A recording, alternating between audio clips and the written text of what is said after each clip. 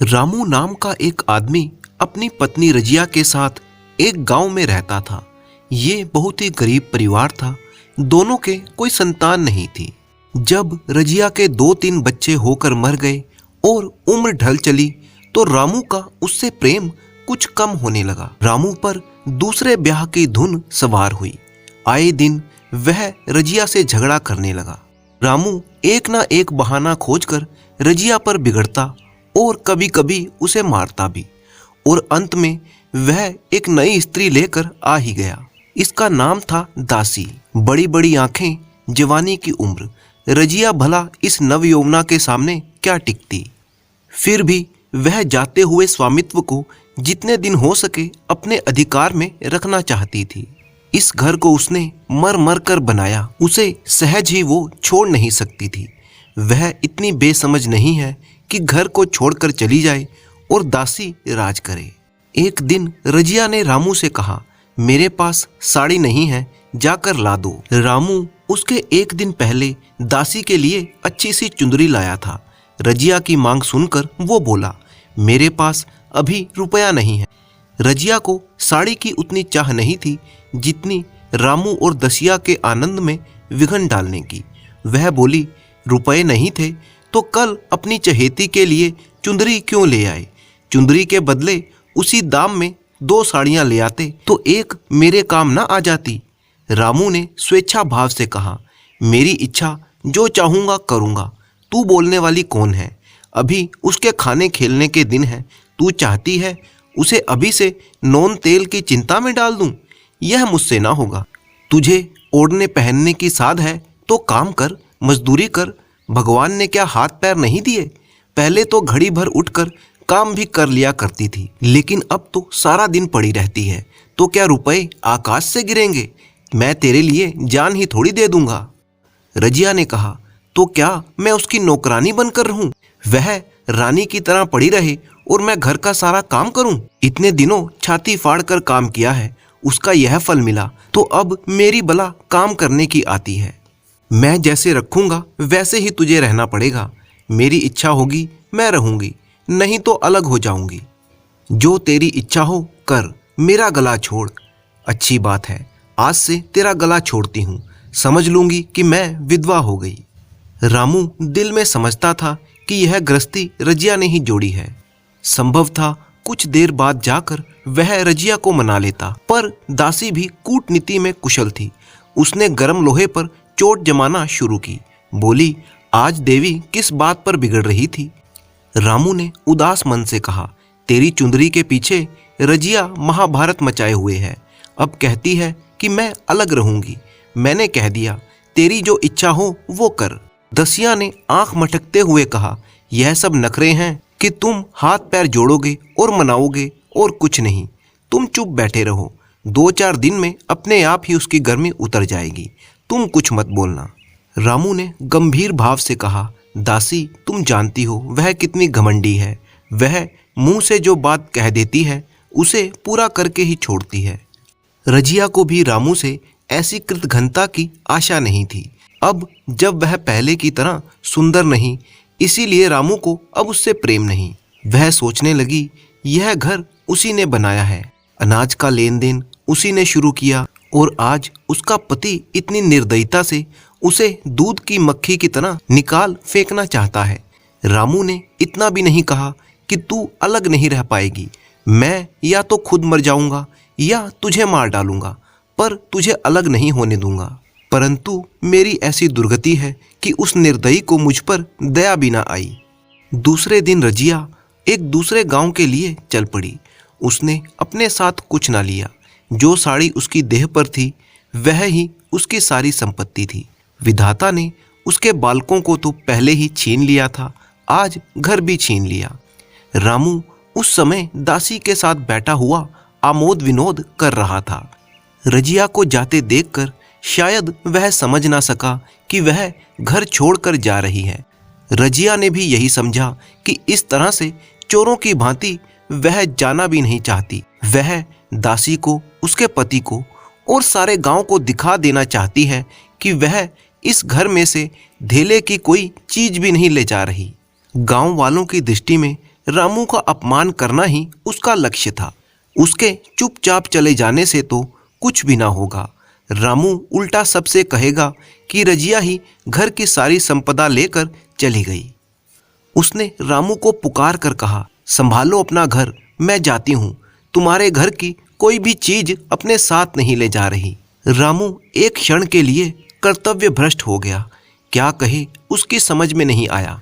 उसे आशा ना थी कि वह इस तरह से जाएगी। उसने सोचा था कि जब वह घर ढोकर ले जाने लगेगी तब वह गांव वालों को दिखाकर उनकी सहानुभूति प्राप्त करेगा, पर अब क्या करे। तभी दसिया बोली, जाकर गांव में ढिंडोरा पीटाओ, यहाँ किसी का डर नहीं है। तू अपने घर से लेकर ही क्या आई थी जो कुछ लेकर जाएगी। रजिया ने उसके मुंह न लगकर रामू से कहा, सुनते हो अपनी चहेती की बातें, फिर भी मुंह नहीं खुलता। मैं तो जाती हूँ, लेकिन दसो रानी, तुम भी बहुत दिन तक राज ना कर पाओगी। ईश्वर के दरबार में अन्याय नहीं फलता, वह तो बड़े बड़ों के घमंड चूर कर देता है। दसिया ठट्ठा मार कर हंसी, पर रामू ने सिर झुका लिया। रजिया चली गई। रजिया जिस नए गांव में आई थी वह रामू के गांव के नजदीक ही था, अतः यहाँ के लोग उससे परिचित थे। वह कैसी कुशल गृहिणी है, कैसी मेहनती है, कैसी बात की सच्ची है, यहाँ किसी से छिपा ना था। रजिया को मजदूरी का काम मिलने में कोई भी बाधा नहीं हुई। 3 साल कैसे कट गए रजिया को पता ही ना चला। कैसे उसने एक नई गृहस्थी बनाई, कैसे खेती शुरू की, इसका बयान करने बैठे तो कहानी खत्म ना होगी। संचय के जितने मंत्र थे वे सब रजिया खूब जानती थी। गांव वाले उसका परिश्रम देखकर दांतों तले उंगली दबाते थे। वह रामू को दिखा देना चाहती थी कि मैं तुम लोगों से अलग होकर भी आराम से रह सकती हूँ। अब वह पराधीन स्त्री नहीं थी, अपनी कमाई की खाती थी। रजिया के पास बैलों की एक अच्छी जोड़ी थी। रजिया उन्हें केवल खल और भूसी ही नहीं देकर रोज 2-2 रोटियां भी खिलाती थी। फिर घंटों उन्हें सहलाती, कभी कभी उनके कंधों पर सिर रखकर रोती और कहती, तुम ही मेरे बेटे हो, तुम ही पति हो। दोनों बैल शायद रजिया की भाषा और भाव समझते थे। रजिया अब इस गांव की चौधराइन थी। एक दिन रजिया घर लौटी तो एक आदमी ने उससे आकर कहा, तुमने सुना चौधराइन, रामू तो बहुत बीमार है। रजिया ने उदासीनता से कहा, जूड़ी है क्या? जूड़ी नहीं, कोई और रोग है, बाहर खाट पर पड़ा है। मैंने पूछा, कैसा जी है रामू? तो रोने लगा। बुरा हाल है उसका, घर में एक भी पैसा नहीं है जो वो अपनी दवा दारू कर सके। दसिया के एक लड़का है, वह तो पहले भी काम धंधा ना करती थी और अब तो लड़के वाली है तो काम कैसे करेगी। घर की सारी मार रामू के सिर पर ही गिरी है। फिर दसिया को गहने भी चाहिए, नई दुल्हन जो ठहरी। रजिया घर के अंदर जाते हुए कहती है, जो जैसा करेगा वैसा भोगेगा।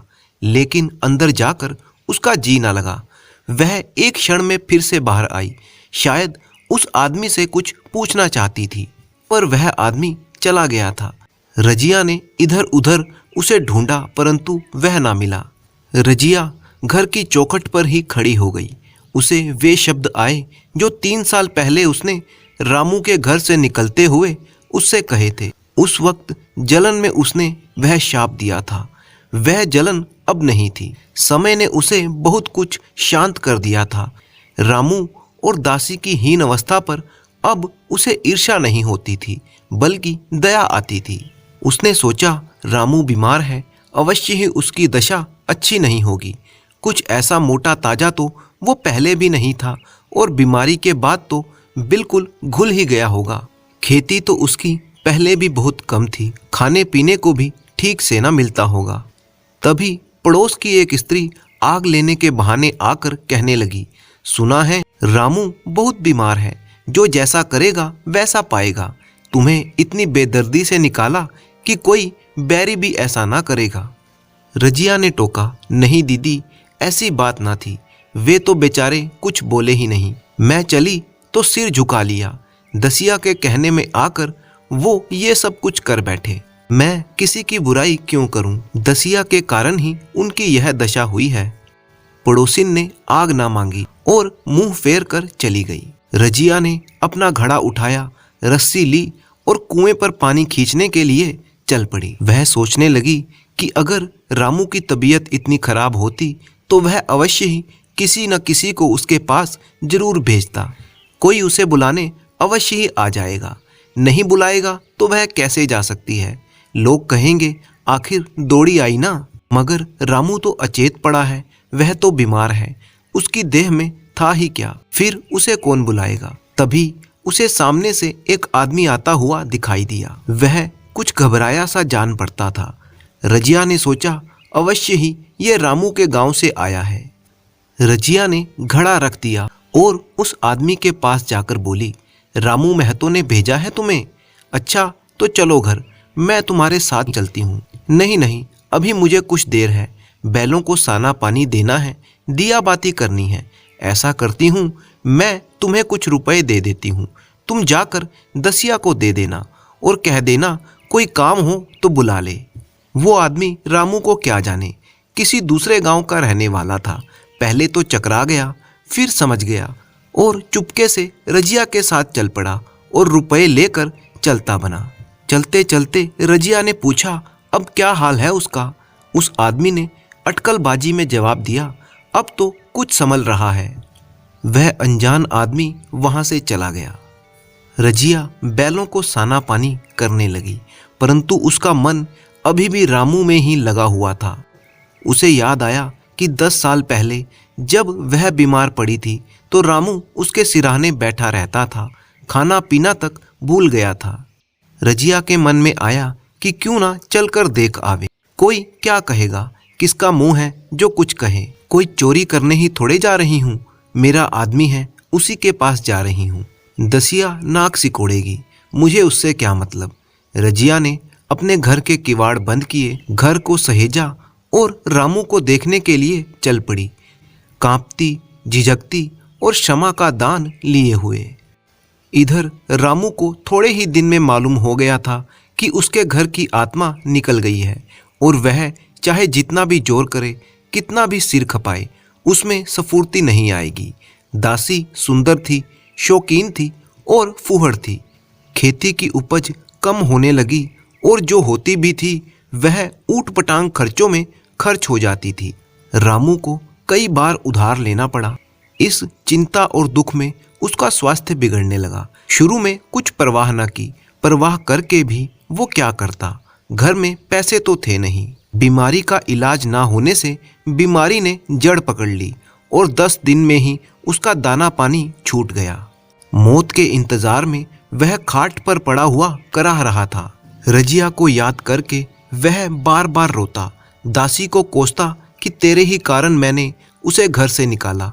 वह क्या गई, घर की लक्ष्मी चली गई। मैं जानता हूँ कि अब भी बुलाऊंगा तो दौड़ी आएगी, लेकिन किस मुंह से उसे बुलाऊं। एक बार वह आ जाती तो उससे अपने अपराधों की क्षमा मांग लेता, फिर मैं खुशी से मरता और कोई लालसा नहीं थी। अचानक ही रजिया उसके सामने आ गई और उसके माथे पर हाथ रखते हुए पूछा, कैसा जी है तुम्हारा? मुझे तो आज ही हाल मिला। रामू ने सजल नेत्रों से उसकी ओर देखा पर कुछ कह ना सका। दोनों हाथ जोड़कर उसे प्रणाम किया, फिर उसके हाथ जुड़े ही रह गए और उसकी आंखें पलट गई। रामू की मृत्यु हो चुकी थी। घर में लाश पड़ी थी। रजिया रोती थी। दसिया चिंतित थी कि घर में रुपए का तो नाम भी नहीं है, लकड़ी भी चाहिए, उठाने वालों को जलपान भी करवाना होगा। कफन के बगैर लाश कैसे उठेगी? 10 रुपयों से कम का खर्च ना था। यहाँ घर में 10 रुपए तो क्या 10 पैसे भी नहीं थे। वह डर रही थी कि आज बहुत बड़ी आफत आ गई है। उसके पास ऐसे कीमती गहने भी नहीं थे कि जिन्हें बेचकर 10 रुपए आ जाते। मगर और हो ही क्या सकता था। उसने चौधरी के लड़के को बुलाकर कहा, देवर जी, यह बेड़ा कैसे पार लगे? गांव में कोई धेले का भी विश्वास करने वाला नहीं है। मेरे पास गहने हैं, चौधरी से कहो इन्हें गिरवी रख ले और आज का काम चला दे, फिर भगवान ही मालिक है। रजिया से क्यों नहीं मांग लेती? सहसा रजिया आंखें पोंछती हुई वहां पर आ गई। उसके कानों में भनक पड़ चुकी थी पूछा, क्या सलाह कर रहे हो? अब मिट्टी उठाने की बेला है या सलाह करने की? हाँ, उसी का इंतजाम कर रहा हूँ। रुपए पैसे तो यहाँ होंगे नहीं, बीमारी में ही खर्च हो गए होंगे। इस बेचारी को तो बीच मझधार में ही लाकर छोड़ दिया। तुम ऐसा करो, लपक कर मेरे घर जाओ। मेरा घर कौन सा दूर है, यह चाबी लेते जाओ और वहाँ अंदर भंडार से 50 रुपए निकाल लाओ, ऊपर की पटरी पर रखे हुए हैं। वह चाबी लेकर उधर चला गया। इधर दसिया रज्जो के पैर पकड़कर रोने लगी। उसने देखा कि रजिया के मन में कितनी दया है, कितनी क्षमा है। रजिया ने उसे गले से लगा लिया और कहा, क्यों रोती हो? वह चला गया, पर मैं तो हूँ, किसी बात की चिंता ना कर। इस घर में हम और तुम दोनों उनके नाम पर ही बैठेंगी। मैं वहाँ भी देखूंगी और यहाँ भी। कोई तुमसे गहने मांगे तो मत देना। दसिया का जी होता था कि सिर पटक कर मर जाए। वह सोचने लगी कि मैंने इसे कितना जलाया, कितना रुलाया और घर से निकाल कर ही छोड़ा। रजिया ने पूछा, जिस जिसके रुपए हों मुझे बता देना, मैं झगड़ा रखना नहीं चाहती। और तुम्हारा बच्चा इतना दुबला क्यों हो रहा है? दसिया बोली, जो गाय तुम छोड़ गई थी वह मर गई, अब इसे दूध नहीं मिलता, इसीलिए कमजोर है। राम राम, बेचारा मुरझा गया है। मैं कल ही गाय लाऊंगी और अब यहीं पर अपना घर बसाऊंगी। वहां पर क्या रखा है? घर से रामू की लाश उठा दी गई और उसका दाह संस्कार कर दिया गया। कम से कम 200 रुपए खर्च हो गए, किसी से मांगने ना पड़े। सारा खर्चा रजिया ने ही किया था। दसिया के जौहर भी इस त्याग की आंच में निकल आए। वह विलासनी सेवा की मूर्ति बन गई। आज रामू को मरे हुए पूरे 7 साल हो चुके थे। रजिया घर संभाले हुई थी। दसिया को वह अब सोत नहीं बल्कि अपनी बेटी समझती थी। पहले उसे पहनाकर तब आप पहनती, उसे खिलाकर आप खाती। जोखू अब पढ़ने के लिए जाता था। उसकी सगाई की बात चल रही थी। उनके खानदान में बचपन में ही ब्याह कर दिया जाता था। दसिया ने कहा, बहन गहने बनवा कर क्या करोगी? मेरे गहने तो धरे ही हैं। रजिया ने कहा, नहीं री, उसके लिए नए गहने बनवाऊंगी। अभी तो मेरा हाथ चलता है, जब थक जाऊं तो जो चाहे करना। तेरे अभी पहनने ओढ़ने के दिन हैं, तू अपने गहने रहने दे। तभी उनकी पड़ोसिन ने कहा, आज जोखू के बाप होते तो कुछ और बात होती। रजिया ने कहा, वे नहीं हैं तो मैं तो हूँ, वे जितना करते मैं उतना ही करूँगी, पर मैं मर जाऊँ तब कहना कि जोखू का बाप नहीं है। ब्याह के दिन दसिया को रोते देखकर रजिया ने कहा, बहू तुम क्यों रोती हो? अभी तो मैं जीती हूँ, घर तुम्हारा है, जैसे चाहो रहो। मुझे एक रोटी दे देना बस, और मुझे क्या करना? मेरा तो आदमी मर गया है, पर तुम्हारा तो अभी जिंदा है। दसिया उसके गले लगकर खूब रोई और बोली, जीजी तुम ही मेरी माता हो, तुम न होती तो मैं किसके द्वार पर खड़ी होती? घर में तो चूहे लौटते थे, उनके राज में मुझे दुख ही दुख उठाने पड़े। सुहाग का सुख तो मुझे तुम्हारे राज में मिला। मैं दुख से नहीं रोती, रोती हूँ तो भगवान की दया पर कि कहाँ मैं और कहाँ यह खुशहाली। रजिया मुस्कुराकर रो दी। अब रजिया, दसिया और उनका बेटा और बहू सभी एक सुखी परिवार की तरह जीवन बिताने लगे।